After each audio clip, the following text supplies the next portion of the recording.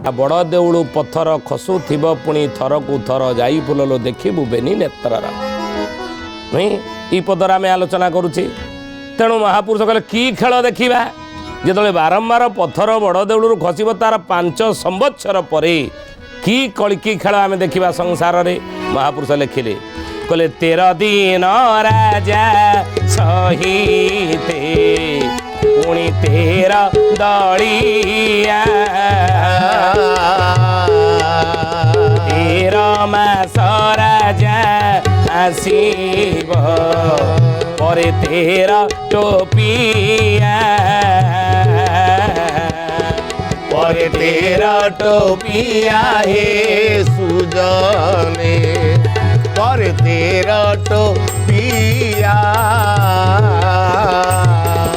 परे 13 टोपिया हे सुजने परे 13 टोपिया।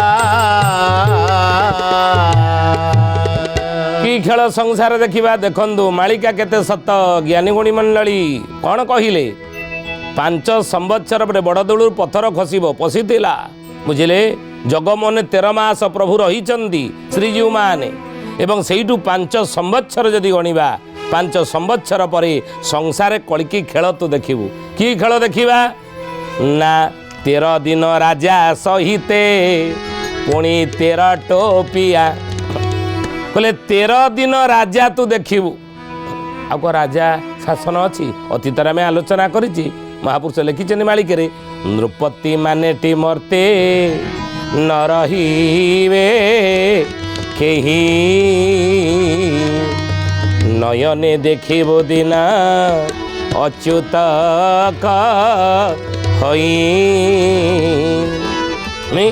कलिजुगर नृपति माने राजा माने कहीं रहिबे नाही राजतंत्र जीव गणतंत्र आसीबो ये कथा महापुरुष 600 वर्ष तले लिखिथिले नहीं आज सत होई। तेणु सेतबेले ज्ञानी गुणी मंडली जहाँ भविष्यवाणी करछन्ती देखंतु किमिति सत कहले सही 5 संवत्सर परे 13 दिन राजा सहिते पुणी 13 दलिया ए कलिजुगरे भारत वर्ष रे 13 दिनिया जड़े राजा हबो।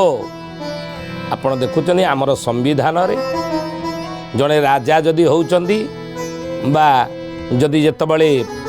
इलेक्शन हेउची भोट हेउची 5 वर्ष पे शासन दायित्व नौचंती नहीं 5 वर्ष पे प्रधानमंत्री 5 वर्ष पे मुख्यमंत्री नहीं 5 वर्ष पे राजनीतिक होउचंती पुणी 5 वर्ष परे पुणी इलेक्शन हेउची नहीं। ज्ञानी गुणी मंडली अच्युतानंद महापुरुष कहले जे 13 दिन कलिजुगरे जड़े राजा हबो 600 वर्ष तले लिखिते देखो मालिका केते सत जड़े 13 दिन गादी रे बसिबो एक कथा मालिका रे लिखा है कौन कहले 13 दिन राजा सहिते पुणी 13 दलिया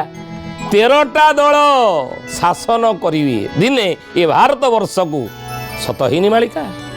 13 दलिया शासन जाइनि कि अतीत रे 13टा दल मिसी शासन करते क्या समय रे अच्युतानंद लिखिले कौन कहले कहले क्षेत्र रे होइब ब्राह्मण राजा अनेक दिन पालिब परजा अनेक दिन पालिब परजा अनेक दिन पालिब परजा कहले क्षेत्र रे होइब ब्राह्मण राजा से क्षेत्र रे ब्राह्मण जड़े राजा हबो केते दिन पई 13 दिन पक्ष होइब जेबे कलंकीर लीला लागिब तेबे कलंकीर लीला लागिब तेबे कलंकीर लीला लागिब तेबे କହିଲେ 13 ଦିନ ପକ୍ଷ ହୋଇବ ଯେବେ କଳଙ୍କିର ଲୀଳା ଲାଗିବ ତେବେ କ୍ଷେତ୍ରରେ ହୋଇବ ବ୍ରାହ୍ମଣ ରାଜା ଅନେକ ଦିନ ପାଳିବ ପରଜା କ୍ଷେତ୍ରରେ